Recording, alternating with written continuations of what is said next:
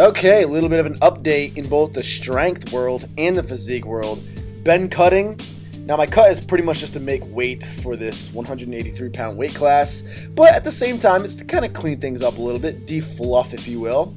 So I'm starting to lean out. I'm down to 180 pounds right now, and I'm definitely not photo shoot ready. I'm not aesthetic by any mile, but I'm not quite as fluffy and sloppy looking as I was. Abs starting to show just a little bit. Feeling pretty good with it. I'm getting leaner and I'm getting stronger at the same time, which is always cool. So I plan to get a little bit lighter. I'm going to dip into the high 170s before this meet coming up in about 3 weeks. And that way I can kind of just eat right up into the meet for the 183-pound weight class. My strength has been going up while my body weight's been going down. These two cell phone clips here are from last week. I didn't show you this workout because it was the same workout you saw in Orlando, Florida with Josh Vogel. 315 pounds for 6 sets of 2 paused reps. Now what's cool is looking at the set here, the weight was moving a little bit faster than it was in Florida. That alone is some progression. That means I'm acclimating into the heavier weight now. But it doesn't look like I get even 3 reps out of that, right? However, today, right here in my home gym a week later, we're acclimating even further into that heavier weight, and we're gonna go for as many paused reps as possible in one all-out effort set. Now, I'd love to get 5 paused reps at 180 pounds body weight because that would match my former tap and go record. The last time I tried getting max reps set out of 315 touch and go, I got 5 reps. Almost like at the 6th rep, but no cigar. So I think I'm good for more than that now, touch and go. And to prove it to myself, I'd like to be able to match that 5 reps all paused now with 315 pounds and at a slightly lighter body weight. So 5 paused reps with 315 is the goal. And you'll notice how the weight moves a lot smoother and a lot faster than it did in Orlando, Florida, and even in those first 2 cell phone clips I showed you. And again, that's the acclimation going on, and that's where proper programming is really key to your training. So the next workout we do, which you'll see in the same video, will actually be using heavier weights for a different rep scheme.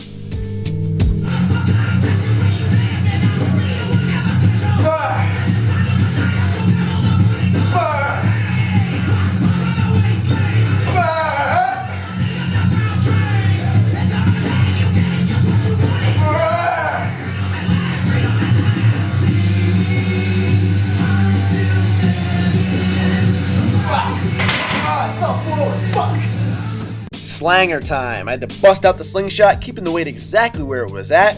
And look at that beautiful peg tap right there. I know you've all done that one before. I had to bust out as many regular touch and go reps as I could with the slingshot on for overload. And I had to do 2 of these slingshot sets back to back. Needless to say, today was a high intensity, high volume, heavyweight sort of a day. My favorite. I loved it. That was impressive. There you go, 7. Whoops. All right, 1, 2, 3. I got this.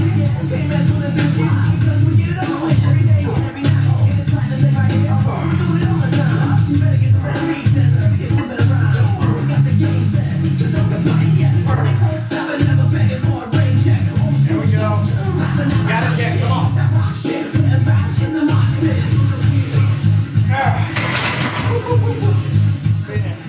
So after all the heavy stuff is done with, we strip the bar down to 80% of my 1 rep paused max, which is 275 pounds or 125 kilograms, and I had to perform 1 final burnout set of as many paused reps as possible with this weight.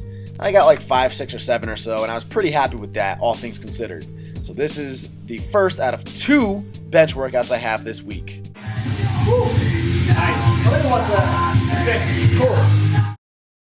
So today's Saturday, May 16th. I'm still hanging in at 180 pounds. I've maintained that weight pretty consistently all week long. I didn't want to risk dropping weight and then losing energy and strength for this week because this week happens to be my heaviest and highest volume week of training for this entire meet prep. Next week, we're going to be practicing openers and stuff, and I may work up to a heavy single. I don't know what Simon has planned for me yet. But all I do know is it won't be as intense as this week. There's not going to be as many reps. The volume won't be as high. You know, it's not going to be super taxing because we're going to be so close to the meet. So this week was hell week. I wanted to make sure I kept my energy up. But today is the last day of training. It is the heaviest bench day as far as benching for reps goes. And after today, we're actually going to drop down to the high 170s, like I said. So that's going to start tomorrow, Sunday. I'm cooking rice up right now, waiting for Ming to come over here and give me a hand. He's going to spot me and give me some good lift-offs and whatnot. And we're going to kick off the last heavy bench day of this meet prep. Pretty excited for bench day. When you lose your pre-workout scooper but don't want to overdose on caffeine. Oh yeah, he's here. It's music to my eyes.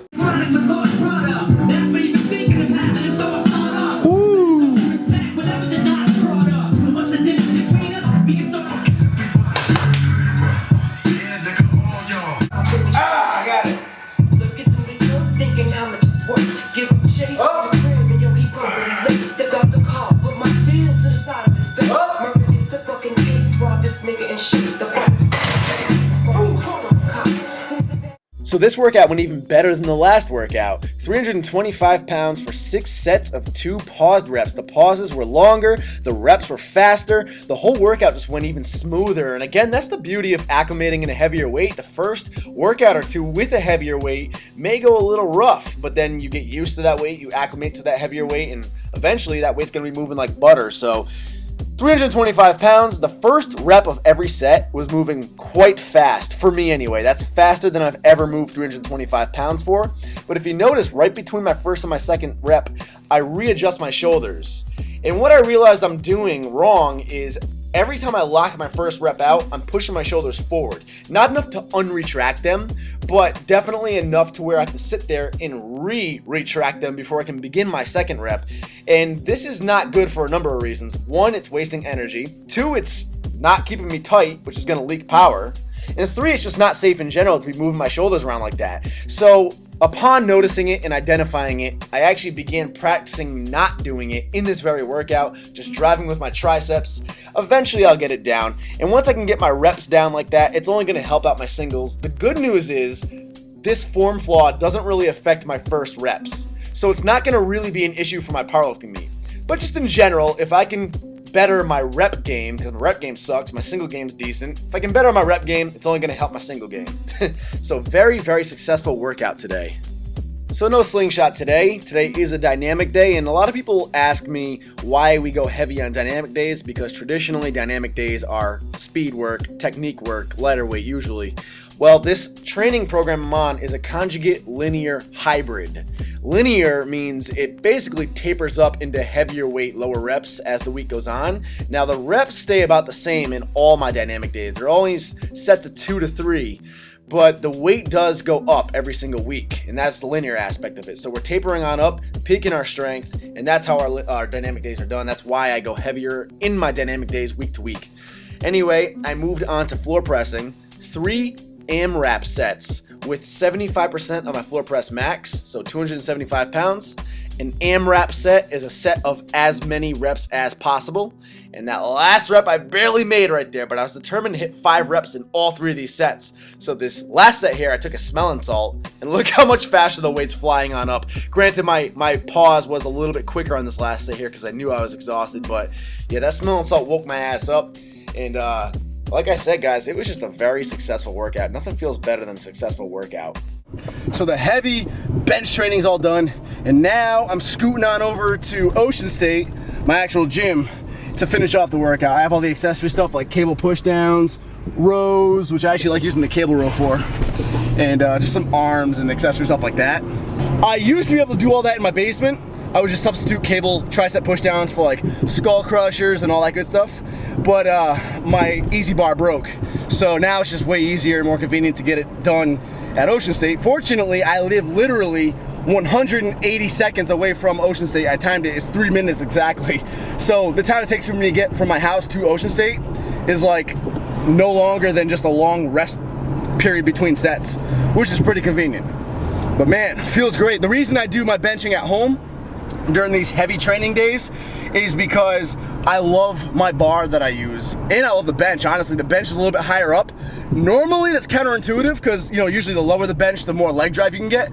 For me though, I can drive like crazy on that higher bench and my butt doesn't come off the ground. which is really nice. And the bench is super, super sturdy feeling too. And the bar is amazing. The bar is, I have no idea what kind of bar that is. I got it years and years and years ago, but it's a great bar for benching. It's super thick. It's at least 29 millimeters. It honestly feels thicker than that. It feels like it could almost be like a 30 millimeter bar, like those Texas squat bars. I ordered a Texas squat bar, so when that comes in, I can actually compare the two. It's probably closer to 29 millimeters, just feels thicker. But it's definitely thicker than your average bar, which feels great. I love thick bars for bench pressing. They just feel so much better in your hands. So that's why I prefer to do that stuff at home. Plus I can blast my own music. I mean, we put on music at Ocean State. They let us plug my phone in and everything, but you know, at home you can just blast music, scream, get loud, make a mess. It's your home, it's your sanctuary. So with super, super, super heavy training days like this week, I like doing them in my home gym for the sake of my bar and bench, and then I just scoot over and finish the rest of the workout off at Ocean State.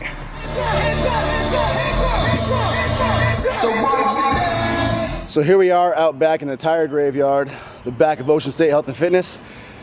Just chilling between sets. This weather's beautiful. It's like warm out, so you can wear a t-shirt, and it's not freezing, but it's cool enough to where you can cool off between sets because it's pretty hot inside the gym.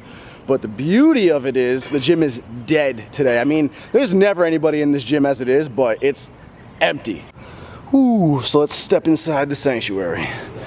Empty. Empty. Strongman equipment's not being used. And then we kick off our second half of the workout right here on the ropes. Well, Julian's here, working the desk. How's the day been? Exciting and busy? Oh, it's been busy. Tough day. Fast, explosive reps, even on tricep cable pushdowns. I do 4 sets of 15 reps every single bench workout, and with a pretty heavy weight, light enough to where you can get all 15 reps out, but heavy enough to where you really need to focus and amp yourself up for it, and treat it just like the bench press. You would do fast, explosive reps on the bench. We'll do the same thing here with the pushdowns, and it has an amazing carryover for your bench, plus good tricep size in general. One of the best back movements I know of is to put a dumbbell on the bench of your low cable row machine, sitting on the dumbbell and gripping the V handle at the bottom of the handles, not the top or the middle. Do 4 sets, 15 reps, pretty heavy weight. Your lats will be on fire. The dumbbell elevates you to a better angle for rowing and activating the lats. Gripping at the bottom means you're pulling with your pinkies more than you are your pointer fingers, and this is going to allow you to pull with your lats and not your biceps. Bigger, stronger lats equals a bigger, stronger bench press, especially at the bottom of the rep and popping it off your chest. Plus just a big back in general. Rear delt training is super important, so I usually start my shoulder routine off with rear delts because it's always a weak spot for people. I also do standing dumbbell lateral raises, and I'll do a little bit of biceps, and that tops off the workout. Even with the rear delts, you'll see I still follow the same pattern of fast, explosive reps, or as fast as I can anyway. And that concludes my upper body days. Whew, so that's it for all the benching this week and a little bit of last week if you're going by those 2 cell phone clips. Hope you guys enjoyed the video. Hope it was a little bit informative, maybe helping you point out things in your own bench press, but if not, it was definitely helpful for me being able to watch my own training and pick out my own technique flaws I need to improve on and better and all that. So anyway guys, leave your comments below. Please like the video if you care to. I appreciate the likes, and subscribe. Stay tuned for more. The meet is 2 weeks from now, as of the moment I'm speaking to you, which is only 24 hours before you're seeing this video anyway. So yeah, 2 weeks from now is the meet. Wish me luck. I don't have any goals in mind of what I want to hit for a bench. I just want to do better than the last meet. So yeah.